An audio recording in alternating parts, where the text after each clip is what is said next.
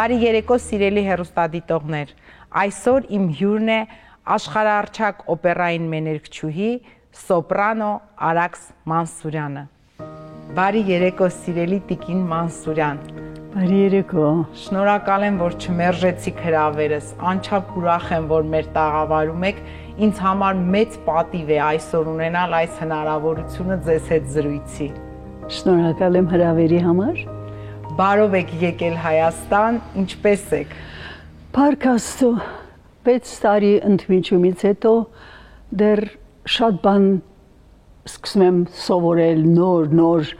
շատ նորություններ կան սովորելու, այնպես որ փառք Աստծո։ Տիկին Մանսուրյան, մի առիթով ասել եք, այս տանը, որտեղ ապրում եմ Սիդնեյում, այդպես էլ հարազատ չդարձավ ինձ համար։ Իմ ամեն օրը սկսվում ու ավարտվում է իմ տանը արթնանալու երազանքով, լսել երեխաներիս ձայնը և բոլորի հետ խոսել մայրենի լեզվով։ Իմ տունը այնտեղ չէ, որտեղ ապրում եմ, իմ տունը Հայաստանն է։ Կարող ենք ասել, որ այսօր իրականանում է Արաքս Մանսուրյանի երազանքը, միգուցե մնաք էլ չվերադառնաք, տիկին Մանսուրյան։ Այդ ծրագիրը ունեմ, արդեն վերադարձել եմ տուն, այնպես որ Աստված կամենա, որոշ հարցեր կան, այդ հարցերը եթե լուծվեն, բայց հիմնականում ես այստեղ եմ, վերջացավ, վերադարձի որևէ հարց չկա, վերադարձել եմ տուն, 30 տարի ապրեցիք այդ երազանքը։ 31 տարի, այո, գիտեք, աշխատանքի ընթացքում իհարկե միշտ կար ինձ հետ, բայց երբ շատ զբաղված էի օպերայում նամանավանդ, համերգներով, ելույթներով, ինչ-որ չափով զբաղվածությունս այդ ծարավը հագեցնում էր որոշ չափով։ Չնայած մտովի, այստեղ էի, երեկոյան երբ տանն եմ, այստեղ եմ, ամուսնուս հետ մտովի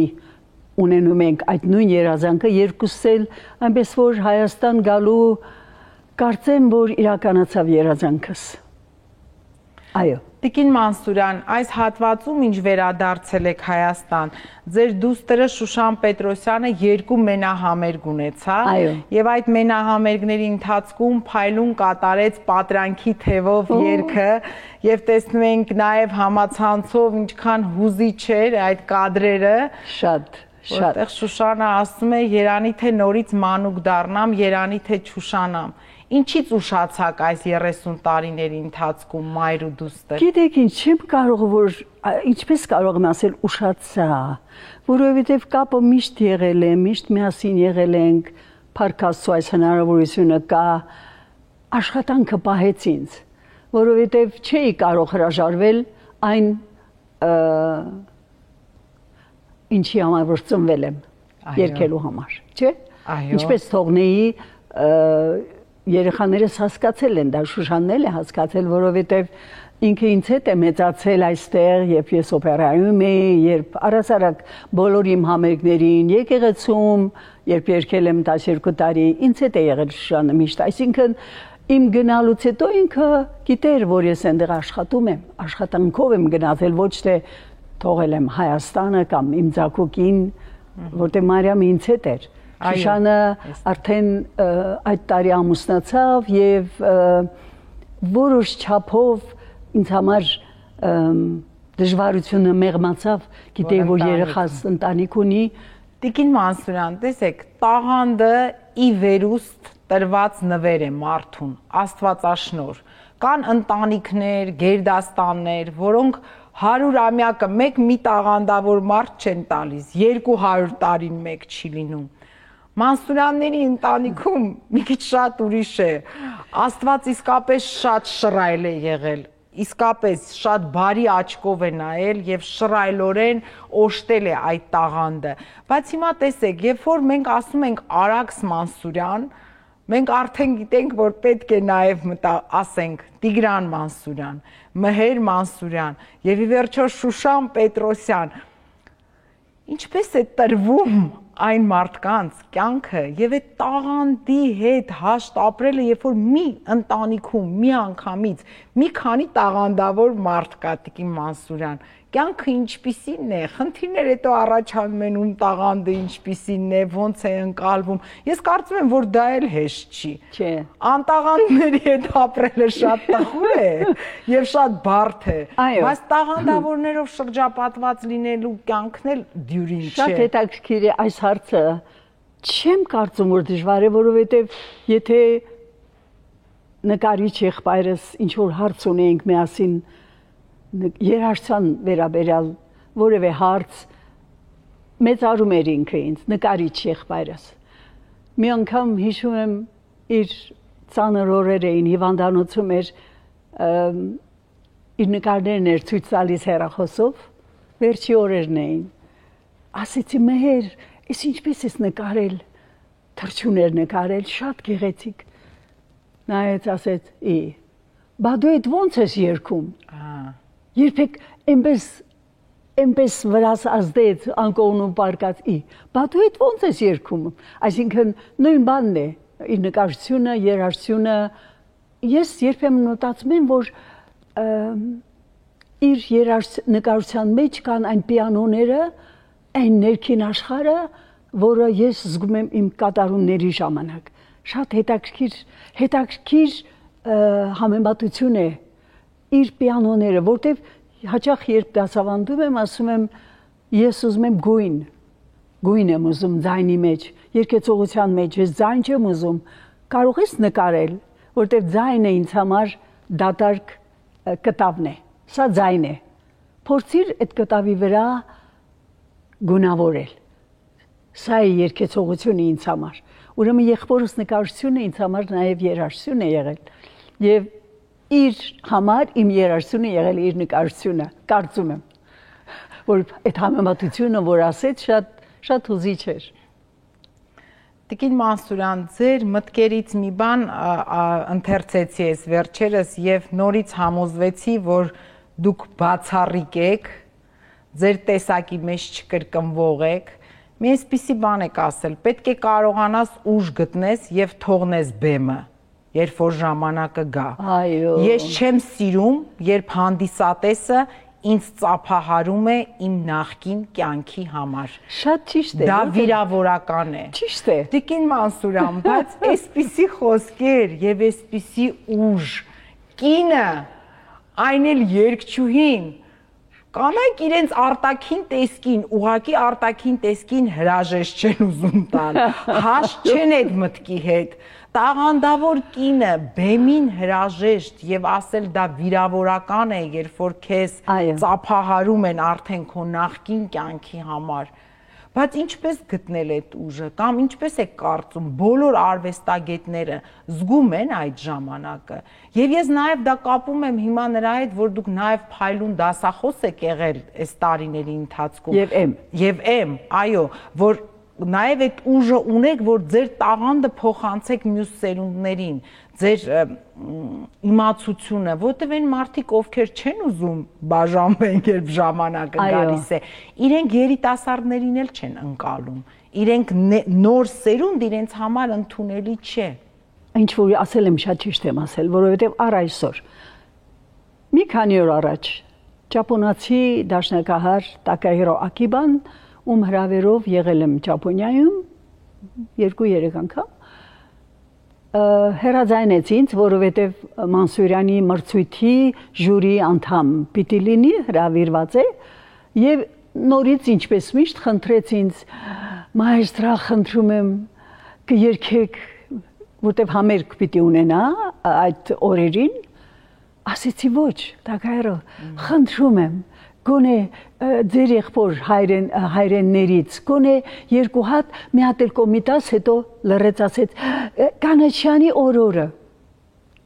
Տակահիրո ասեցի, իզուր ես փորձում ինձ համոզել, ես գիտեմ ձայնս որ աստիճանի վրա է, ես չեմ կարող, ես լսում եմ ինձ, ես չեմ կարող լինել այն ինչ որ էի, չեմ կարող, երգեցողությունը տարիների ընթացքում նամանավանդ եթե չես երգում, եթե չես անընդհատ ձայնդ աշխատանքի մեջ չէ, վերջանում է որակը, ձայնը սկսում է տատանվել, տեխնիկապես դու չես կարող լինել այն ինչ որ է, դա անհնար է։ Խնդրում եմ ասինց մի ստիպի, խնդրում եմ դեռ ժամանակ կա մտածելու եկող տարի հունիսին է թե հուլիսին է։ Այդ խոսակցությունը փակելու համար ասեցի շատ լավ կմտածեմ, բայց իհարկե անհնար է։ Ես չեմ կարող, եղել են երգիչներ, անունները չեմ ուզում հիմա ասել, որոնք խոնարհման արժանի երգիչներ են եղել, որոնց ես սիրել եմ, իսպանացի, իտալացի, հայ, եւ նստել աթոռին կամ ձայնը երբ որ տատանվում է, ժողովուրդը ծափահարում է, որովհետեւ ինքը ունի պատմություն, ինքը ունի անցյալ, ինքը եղել է մեծություն։ Օրինակ Մոնսերատ Կաբալե, խենթանալիք է։ Ինձ համար ես միշտ համարել եմ իրեն որպես իմ ուսուցիչ, որովհետև շատ եմ լսել իր ձայնագրությունները, իր պիանոները, իր առհասարակ հրաշալի երգչուհի է։ Բայց եկավ Արցախ, այդ տարին ես Արցախում էի եւ երգիչներից էի տարել։ Եղբորս 80-ամյակի առիթով էր, որքան հիշում եմ, կամ 75։ Եվ մի օր առաջ Մոնսերատ Կաբալեն վերադարձել էր եւ նկարահանել էին, երգել էր կռունկը, որը մեր զարդն է, կռունկը։ Գիտենալով, որ կարող է հուզել։ Մոնսերատ Կաբալեն երգում է կռունկ։ Երբ լսեցի շատ տխրեցի, Երանի չերգեր։ Երանի, որովհետեւ ինձ համար ինքը բացարձակ ուրիշ աստիճանի վրա է։ Հանկարծ լսում եմ երգեցողություն, որը ցույց է տալիս ծերացած ձայն։ Կուզեի չլսել։ Հակառակ որ կռունկ է երգել։ Տիկին Մանսուրյան, 21-րդ դար, ժամանակակից տեխնոլոգիաներ, արհեստական բանականություն։ Հաճախ այսօր բազմաթիվ երգիչներ, երգչուհիներ կամայական մոտեցումներ են անում եւ ընտրում են, գիտեք, շատ տարբեր երգեր, ժամանակակից ձևով դա ներկայացնում են։ Հարցս հետեւյալն է. օպերային արվեստը 21-րդ դարում վտանգված է թե ոչ։ Եվ քանի որ դուք շարունակում եք դասախոսել ու գիտեմ չնայած նրան, որ Հայաստանում եք, բայց միևնույն է, ինչպես ասում են, on-line ֆորմատով ձեր դասընթացները շարունակվում են Սիդնեյում, ինչ է ասում այսօր Արաքս Մանսուրյանը ուսանողներին, օպերային արվեստի ապագան ինչպիսին է, արհեստական բանականությունը արդեն երաժշտություն է գրում, ժամանակակից մարդն են պահի ազդեցության տակ, այս երաժշտությունը, այն ֆիլմը ոչ որակյալ, մի անգամյա օգտագործման, էֆեկտներ ստանում է, վաղը մոռանում է։ Որևէ ժանրի հետևելու համար շատ կարևոր է ունենալ դասական հիմքը, դասական երգեցողության հիմքը, որովհետև գիտեք, կան երգիչներ, ովքեր չունենալով այդ շատ շուտով կորցնում են իրենց ձայնը, որովհետև ավելի ձայնալարի վրա է հիմնված, առանց տեխնիկայի, սա արդեն տարբեր խոսակցություն է։ Ինչպես օրինակ ասում եմ, Պիկասոյի նկարներն եմ տեսել Փարիզում իր դասական շրջանի, որ դասական նկարչություն է, այսինքն, բայց ասում եմ Պիկասոն այդ հիմքի վրա է ստեղծել ժամանակակից նկարչություն, հիմքը դասականն է, երգեցողության մեջ նույնն է, հիմքը դասականն է։ Օպերային արվեստը պիտի ասեմ, որ դահլիճը միշտ լեցուն է Սիդնեյում, Ավստրալիայում։ Այդ տարիներին ես ներկայացումներ էի ունենում, այդպիսի բան չեմ հիշում դեպք, որ դահլիճում նույնիսկ մեկ աթոռ ազատ լիներ։ Սիրահարները կան եւ միշտ լինելու են։ Անհնար է, որ վերջանա օպերային արվեստը։ Եղել է, պիտի շարունակվի։ Ինչպես բարոկ երաժշտությունը եղել է եւ այսօր շարունակվում է, նորից լսում ենք, չէ, եւ ունկնդիր ենք ունենում համերգասրահներում։ Հրաշալի երգիչների եմ լսում այնտեղ, երբ այնտեղ էի։ Այսինքն անհնար է, որ որևէ ժանր վերջանա։ Դա սա իմ կարծիքն է։ Լինի կամերային, դասական,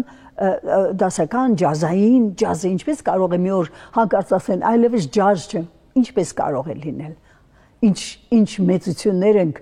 ունեցել եւ այսօր ինչ մեծություններ ունենք օպերային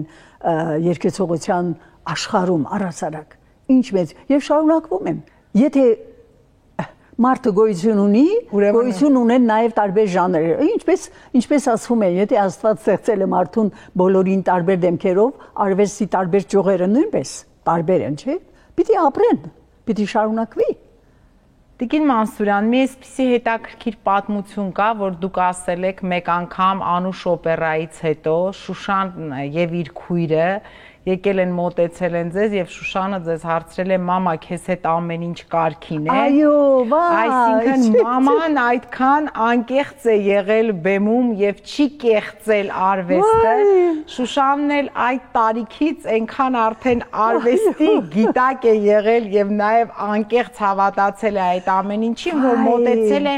մայրիկին հարց է տվել եւ դրանից հետո մենք արդեն նաեւ ունեցանք Շուշան Պետրոսյան երգչուհի, ով երբեք չի կեղծում, նա երգը կեղծել չի կարող։ Հարցս հետևյալն է, տիկին Մանսուրյան, ես գիտեմ, որ երբ որ դուք մեկնել եք Ավստրալիա, Շուշանին էլ է առաջարկ եղել ձեզ հետ մեկնելու։ Երբ Շուշանը արդեն դարձավ Շուշան Պետրոսյան եւ Հայաստանի Հանրապետության վաստակավոր արտիստ, ի վերջո դուք ուրախ եք, որ Շուշանը չթողեց Հայաստանը։ Իհարկե, ես ասեմ ձեզ, դեռ միասին էինք, այստեղ էի, երբ Շուշանս մեկնեց առաջին համերգին Փարիզ, խոսակցություններ եղան, որ մայրը օգնել է եւ այլն եւ այլն։ Այսինքն ես ինչ պիտի անեի, որ օգնեի, որ Շուշանին ուղարկեն Փարիզ համերգների եւ առաջի ելույթներ երեխայից դրսում արտերկրում։ Եվ արդեն սկսել էր Շուշանը։ Այսինքն Շուշանը մեծացել է ինձ հետ բոլոր ներկայացումներին ներկա եղել Մարիամիս հետ, Մարիամը փոքր քույրն է։ Միասին նստում էին, այնտեղ մենք ունենք բալկոնը, որտեղ արտիստների համար առանց տոմսի երեխաներս միշտ բոլոր ներկայացումներից էին։ Ու ճիշտ եք հիշեցնում եք, որ Անուշի ժամանակ մի օր Մարիամը եւ Շուշանը եկան ինձ մոտ։ Շուշանը նայեց, երկու քույր սարսափահար նայում են ինձ։ Մամ, լավ ես։ Ասի այո։ Մամ ու հարցականի տակ էր, վախեցել էին, որ մաման խելագարվել է իսկապես եւ այսինքն իսկ հաջորդը Շուշանի անկեղծությունը նա ինձ հետ մեծացավ եկեղեցում, երբ եկեղեցում երգում էի, ամեն կիրակի ինձ հետ գալիս էր մայրիկիս հետ եւ նստում էին, վերջերս Մարիամիս հետ գնացել էինք, ասում եմ Մարիամ, այստեղ էր նստում Շուշանը մամայի հետ, տատիկի հետ։ Ամբողջ պատարագի ժամանակ նստում էր եւ լսում էր պատարագը։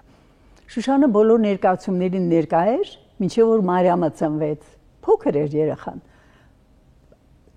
10 տարի տարբերություն է։ Մարիամի հետ արդեն 8 տարեկան էր Մարիամը, Շուշանը 18, միասին բոլոր ներկայացումներից ներկա էին։ Երբ որ առաջարկ ունեցա Ավստրալիա մեկնելու, պիտի երգեի Հենդելի Մեսսայան։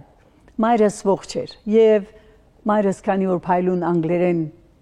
լեզվին տիրապետում էր, օգնեց ինձ Մեսսայան անգլերեն պատրաստելու եւ քանի որ Մարիամին չէի կարող թողնել, ուրեմն Մարիամին ինձ հետ եղավ հրավերը, Շուշանին նույնպես հրավիրեցին ձեր զավակների հետ, բայց Շուշանը ասեց մամա, ես չգամ էլի, ասի Շուշ, նայի, ես չգիտեմ ինչպես պիտի մնամ այնտեղ առանց քեզ, բայց տեսեմ ինչ կլինի, եթե աշխատանքի անցնեմ եւ այլն, քեզ կբերեմ, չուզեց։ Եվ իհարկե այն ժամանակ չկար այս հնարավորությունը iPad, հեռախոս եւ այլն, դուրս էինք գալիս փողոց Մարիամիս հետ, հեռախոսի կրպակներ կան, չէ՞ փոքրիկ, եւ ժամերով Շուշանին էի զանգահարում, ձայնը լսելու եւ արդեն հաջողությունները սկսվել էին, երգում էր։ Հետո ուրեմն ես այնտեղ էի 94-ի վերջին, իրավունք չունեի գալու, որովհետեւ օպերան ինձ տվեց պայմանագիր, արդեն սկսեցի աշխատել։ Եվ ամուսնացա Հակոբի հետ, ով արդեն սիրահարված էր ինձ, 90-ի եւ 92-ին երբ հյուրախաղերի էի, բարձում է սիրահարված եղել, ես տեղյակ չէի, բայց հեռաձայնում էր ինձ։ Մի խոսքով ամուսնության առաջարկ ունեցա եւ Մարիամիս հետ մնացինք, հուսալով որ Շուշանս կգա, գոնե մինչեւ որ քաղաքացիություն կստանամ եւ այլն կվերադառնամ։ Շուշանը չուզեց, մնաց եւ ուրախ եմ որ մնաց Մարամը տարապեց այնտեղ։ Մեկ տարի ամեն օր արցունքով էր երեխաս արթնանում։ 16 տարեկան շատ դժվար էր իր համար, բայց այնտեղ սովորեց անգլերեն, փայլուն, եւ հետո ընդունվեց Նայդա, որը ամենահայտնի դերասանների դպրոցն է, համալսարանն է, եւ Մարիամը երազում էր դերասանուհի դառնալ, բայց նաեւ երազում էր Հայաստան վերադառնալ։ Այս պայքարի մեջ էր։ Հետո սկսեց երազել հնեաբանություն։ Սկսեց, հիշում եմ, գնում էր գրադարան, այնտեղ նստում էր ժամերով, կարդում եմ նրա հետաքրքիր բան պիտի ասեմ։ Մարիամը, երբ որ տեղափոխվեց Լոս Անջելես, առիթ եղավ, ամբողջ գրքերը, որ գրադարանից բերել էր, պայուսակի մեջ տեղավորեց եւ տարավ հանձնեց գրադարանին։ Մարիամ ջան, ասի, բայց այս գրքերը քո պատմությունն են, քո կյանքն է, քանի տարի մամա ասեց ուզում եմ շնորհակալություն հայտնել գրադարանին այս հնարավորության համար, որտեղ ժամեր եմ անցկացրել այնտեղ։ Տանը չէր մնում, Մարիամը ուր է գրադարանում է, դերասանության մեջ խրված։ Մի խոսքով դժվար տարիներ են եղել շատ Մարիամիս համար, երազանքներ գալ Հայաստան։ Նյու Յորքը թողեց ամեն ինչ եւ այստեղ բնակարան գնեցինք իր համար եւ հիմա անում է PhD, բարձր աշխատանքի մեջ է, հիմա հուսանք որ կավարտի, կվերջացնի եւ արդեն կունենա աշխատանք, իր սիրած աշխատանքը, չնայած կողքին նաեւ դերասանական ցկտումներ ունի։ Քրոջ հետ միասին շատ կապված են, շատ Շուշանիս հետ, երկուսն էլ նույն ծնունդն են։ Ես հիշում եմ այդ մութ ցուրտ տարիներին քույրս օգնում էր Փարիզից եւ ուղարկում էր մոմ մեզ։ Այդ մոմի լույսերը երեխաներս ամեն մեկը գիշերը իրարից գողանում էին, բարձիտակ էին պահում, որ գիշերը պիտի գիրք կարդան։ Երկուսն էլ այդպես մեծացան եւ շատ ուրախ եմ դրա համար, որ երկուսն էլ ինտելեկտուալ առումով կարողանում են ընդհանուր լեզու ունենալ միմյանց հետ եւ առհասարակ քննարկել շատ հարցեր, գրականություն, գրողներ եւ այլն։ Սա ինձ համար մեծ ուրախություն է։ Բացի տաղանդից, դուք ասում եք Շուշանի անմիջականությունը, ես երեք իր համերգին էի, պիտի ասեմ, որ ամեն երկից տակնորա էի լինում, նայում եմ, ասում եմ, այսքան ազնիվ նվիրում արվեստին, ազնիվ նվիրում, որևէ կեղծիկ, բեմ է դուրս գալիս, արդեն ինքը այդ երկի մի մասն է, երաժշտության մի մասն է։ Եվ գրեցի Շուշան չկա քիզի նման, անմիջական գրագետ, հոգուց եկող, ինչպես Տոսկանինին է ասում, եթե երգիչը չունի ուղեղ եւ հոգի միասին, մոռացիր այդ Շուշանը ունի եւ նա, այդ առումով եւ հայրենասիրություն, այո։ Ինձ համար, երբ որ ասում ես հայրենիքի կամ Արցախ աշխարհի մասին երգ, դա ինձ հավասար է Շուշան Պետրոսյան։ Այո, ճիշտ է, եւ շատերի համար այդպես է կարծում եմ։ Իմ ընկալումը այդպիսին է։ Այո, համաձայն եմ ձեզ հետ։ Տիկին Մանսուրյան, դուք ձեր կերպարներից, դերերից միշտ առանձնացնում եք, ասում եք բոլոր դերերս սիրել եմ, բայց ասում եք Անուշը, Թումանյան,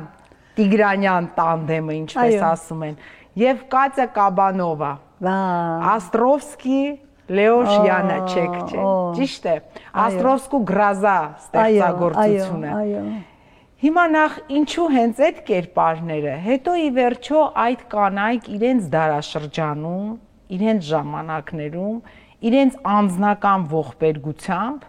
խոսք ասեցին, ինչ-որ բան փոխեցին, ինչ-որ տաբուների մասին խոսեցին, ինչպես Կատերինայի մասին հետո քննադատներից գրեցին «Լուչ սվետը в темном царстве», Կատերինային միշտ այդպես էին նկարագրում։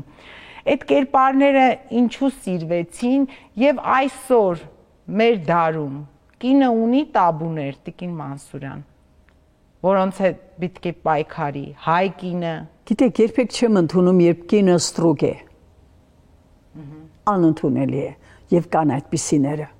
որոնք ծառայում են, երբ սեր կա, դա ընդունելի է, երբ սիրում ես եւ պատրաստ ես ամեն ինչ անելու, դա ընդունելի է, բայց երբ այդ սերը շինծու է կամ օգտագործվող է այս բառը ասեմ, գիտեք, երբ որ դու ինձ պետք ես դրա համար, կամ դու հարուստ ես դրա համար, կամ դու գեղեցիկ ես, բայց ուրիշներն էլ կան եւ այլն, այս բաները դա ծառայել չի, դա հաճոյակատարություն է։ Այո, որը служить бы рад, прислуживаться тошно։ Այո։ Համաձայն չեմ։ Ես սիրում եմ անկախ, ազատ քո եսը պահպանած կին։ Ես ու մյուս անողի ունեմ չինացի, անուշ աղջիկ է, հրաշալի աղջիկ է, 2 զավակ ունի։ Ես իրեն միշտ ստիպում եմ, ասում եմ, Ֆիոնա, դու պիտի երգես, դու տաղանդավոր մարդ ես, որովհետև առավոտյան երեխաներին պիտի տանի դպրոց,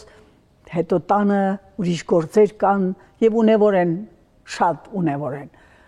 Բայց ինքը ծառայում է, սիրով է անում, հասկանալի է։ Մի օր ինձ մոտ բացվեց, որ ամուսինը երբեք չի օգնում իրեն, ամեն ինչ ինքն է անում, երեխաներին դպրոց տուն բերել, կերակուր եւ այլն, եւ շատ հուզիչ էր, ասեցի Ֆիոնա, մի մոռացիր, որ դու ունես նվեր, Աստծոց։ Դու ունես այդ նվերը պիտի օգտագործես։ Դու պիտի քո եսը ամրացնես քո ընտանիքում։ Այդ դեպքում կունենաս հարգանք եւ քո երեխաների կողմից եւ ամուսնուդ։ Հարգանք, դու ով ես, այս տանը դու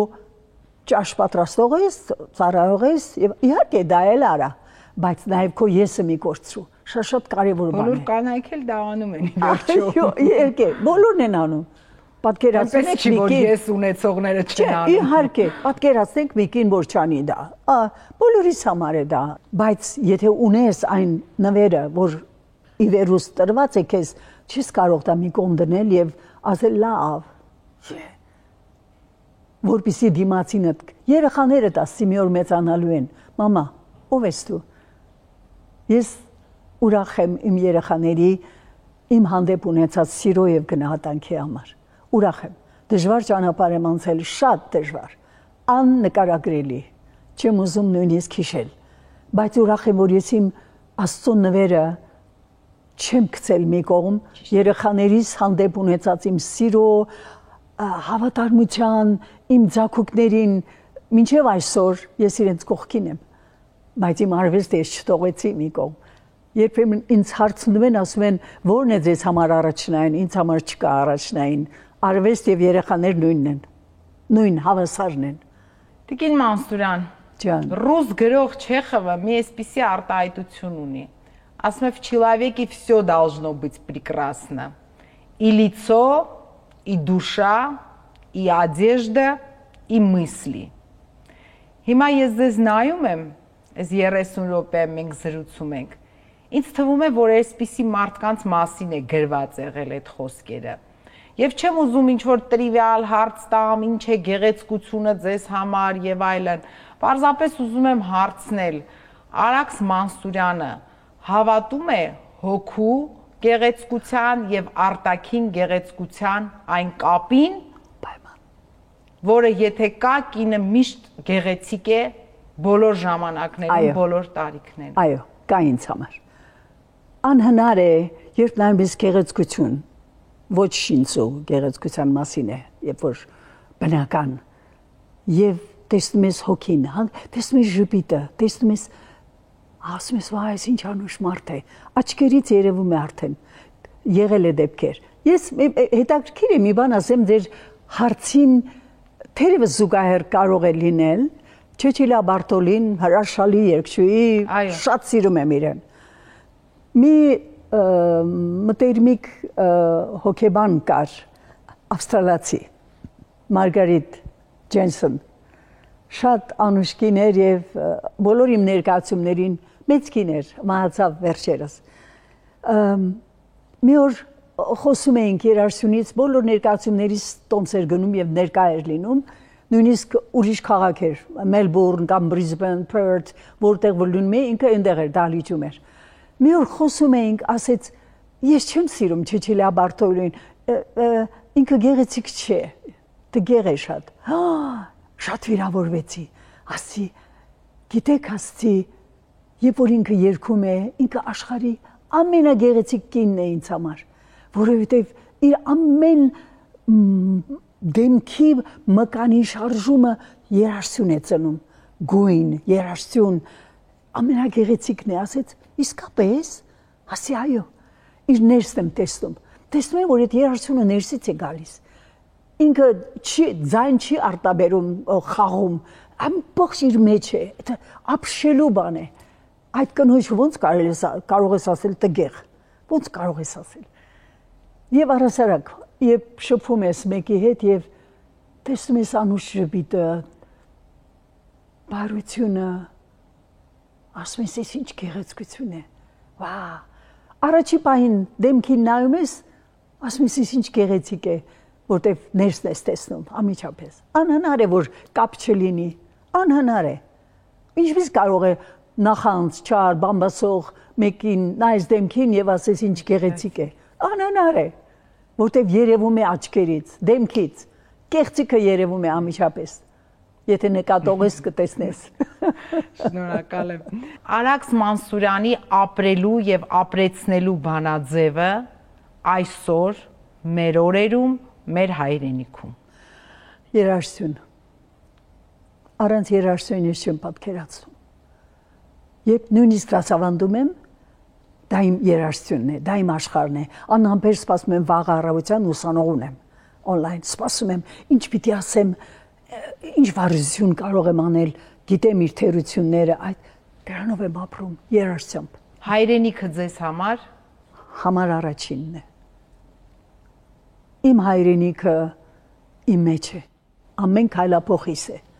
տանը, դրսում, հիմա կհուզվեմ, ես ապրում եմ իմ հայրենիքով և ուրախ եմ, որ երեխաներս նույնպես, երբեմն խոսում ենք Շուշան ասում եմ, մամա, ես ինչքան բան գիտես դու, որ նախկինում ես չեմ մտել, քաղաքականության մասին չեմ ուզում խոսել, առհասարակ մեր պատմության, իմ երաժշտության մեջ եմ եղել, բայց հիմա այնքան ամբողջ օրը իմ հայրենիքում եմ, ամեն վայրկյան իմ հայրենիքում եմ, ամեն պահս քայլում եմ, մտածում եմ, անկողնում եմ, առավոտյան արտանում եմ և միշտ դրական սպասելիքներով պիտի ասեմ, միշտ սպասում եմ դրական, լուրերին դրական իմ երկրի ամենագեղեցիկ լուսավոր երկրի ծաղկմանը սպասում եմ և հավատում եմ, սա է հետաքրքիր, երբ ամուսինս երբեմն հուսահատ է լինում, որտև ինքը ամբողջ օրը լուրերի մեջ է, Հակոբ ասում եմ, լավ մտածի, լավ է լինելու, հավատում եմ, Աստված մեզ չի թողնելու, մենք Աստծո ժողովուրդն ենք, դժվարություններ կան, բոլորս ենք անցնում, ասում է, երբ Աստված մի դուռը փակում է, մյուսն է բացում, չէ՞, ուրեմն այդ բացող դռանն ենք սպասում մենք։ Տիկին Մանսուրյան, ըստ հաղորդման ձևաչափի, հաղորդման ավարտին դուք հնարավորություն ունեք ինձ մի հարց ուղղելու, մեր հաղորդման ձևաչափը այդպիսին է, դա իհարկե պարտադիր պայման չէ, բայց եթե դուք հարց ունեք, ես կլսեմ և սիրով կպատասխանեմ։ Դուք շատ գեղեցիկ եք։ Առաջին պահից տեսա ձեր աչքերի մեջ, տեսա ձեր հոգու գեղեցկությունը և շատ շնորհակալ եմ, որ ներկա եմ ձեր անուշ ժպիտը վայելելու և ձեր հետ զրուցելու համար, շատ շնորհակալ եմ։ Մանսուրյան, ես եմ շնորհակալ, ես չգիտեմ, ես սրանից լավ խոսքեր, այս հատվածը պիտի կտրեմ պահեմ, որ թոռներս ապագայում լսեն, որ Արաքս Մանսուրյանը ինձ ինչ է ասել, երեխաներս հիմա կլսեն, բայց պահեմ, որ թոռներս լսեն։ Ջանիկս։ Տիկին Մանսուրյան, անչափ շնորհակալ եմ, իսկապես մեծ պատիվ էր ինձ համար, այնքան երջանիկ և ուրախ եմ, որ նախ դուք Հայաստանում եք, որ այս հարցազրույցը տեղի ունեցավ։ Ես ձեզ էլի եմ ասում, ձեր այդ միտքը ժամանակին գնալու ինչ-որ տեղից, դա ինձ ցնցել է և ես կարծում եմ, որ ոչ միայն կանայք, այլ նաև բոլոր տղամարդիկ, բոլոր բնագավառներում պիտի հասկանան ճիշտ գալու և գնալու պահը։ Բայց ձեր պարագայում պետք է մի բան ասեմ, անկախ նրանից, դուք կերքեք, Հայաստանում կորոշեք նորից բեմ բարձրանալ, թե ոչ, Արաքս Մանսուրյանը դա երաժշտություն է, ուղղակի երաժշտություն է։ Ու եթե հիմա դուք քայլեք Երևանի փողոցներով, պարզապես քայլեք, ես վստահ եմ, որ դուք մեր ժողովրդի աչքերից հասկանալու եք, որ դուք քայլում եք Երևանի փողոցով,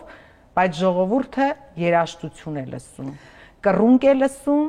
կոմիտաս է լսում, նարեկացու շարականներ է լսում եւ պարզապես ասում է Արաքս Մանսուրյան հայրենիքի ձայնը։ Դուք ինձ հիշեցրիք մի դեպք, եթե ժամանակ ունեք։ Իհարկե, սիրո։ Տարիներ առաջ հիմա դուք ինձ հիշեցրիք։ Կոմիտասի անավարտ Անուշ օպերայի նկարահանումն ենք անում ստուդիայում եւ Ռոբերտ Աթայան կոմիտասագետ, պրոֆեսոր, ով հաճախ ինձ հեռաձայնում էր, հաճախ ականջիս է ձայնը, գյումրեցու ակցենտով Արաքս նոր երգ ունեմ, կարող ես գալ վաղը ինձ մոտ։ Այսինքն այս նախադասությունը հաճախ լսել եմ եւ այցելում էի իրեն կոմպոզիտորների միության շենքում էր բնակվում։ Եվ նոր երգերը կոմիտասյան։ Եվ այդ օրը կոմիտասի Անուշն ենք նկարահանում, մինչև որ ստուդիան, ինչպես ձեր ստուդիան է, պատրաստում են այնտեղ ինչ որ մենք միջանցքում նստած ենք եւ ես մտածվաղ այսպես նստած էի, այսպես մտածում էի։ Ռոբերտ Արշակովիչը եկավ նստեց այնտեղ, ասեց Արաքս, անտրամադուրես նկարահանումից առաջ։ Ասի Ռոբերտ Արշակովիչ, Փարիզից հրավեր եմ ստացել, քույրս ուզում է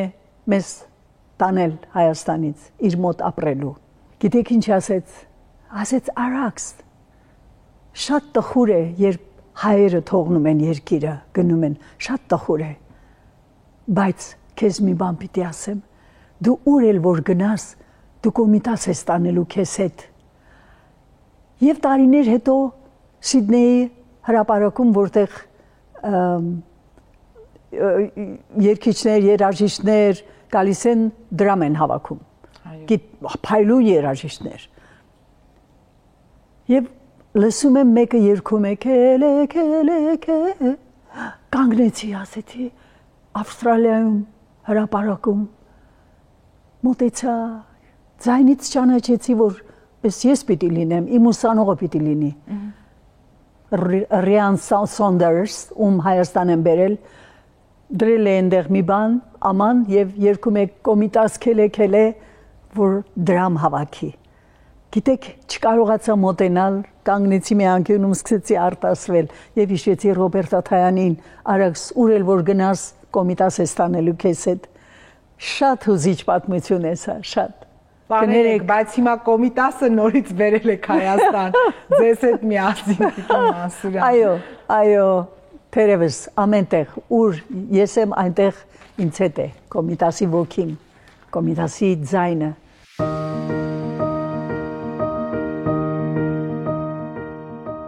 Շնորհակալ եմ հրավերի եւ գեղեցիկ հայեցի զրույցի համար։ Ձեր անուշ ժպիտը, որը ձեր հոգուց է բխում, ինձ հետ կլինի հավերժ։ Սիրով եւ խոնարհումով Արաքս Մանսուրյան։ Դուք ինձ հուզեցիք, Տիկին Մանսուրյան, շնորհակալ եմ շատ։ Ես խոնարհվում եմ, իսկապես, ձեր առջև, ձեր տաղանդի հպարտ եմ, որ ծնվել եմ եւ ապրել եմ այն ժամանակաշրջանում, որը ունեցել է Արաքս Մանսուրյան։ Շնորհակալ եմ շատ։ Գրկում եմ։ Ամուր։ Ինձ ողջ կյանքում թվացել է, թե հոգուս բազում կարոտներից կա մեկը, ժառանգականորեն հարազատ, արյունս տակնու վրա անող եւ հավիտենականորեն անհասանելի։ Դժվարանում էի գտնել դրա ստույգ անվանումը, սակայն երբ Արաքս Մանսուրյանի կատարմամբ լսեցի հայ հոգևոր երգերը, հասկացա, որ ինձ հենց այդ էր պակասում, դարերից եկած հայ ոգեղենության ազնվական եւ լուսավոր մարմնավորում։ Սերգեյ Փարաջանով։ Այսպիսինն էր Արաքս Մանսուրյանը, կհանդիպենք հաջորդ շաբաթ։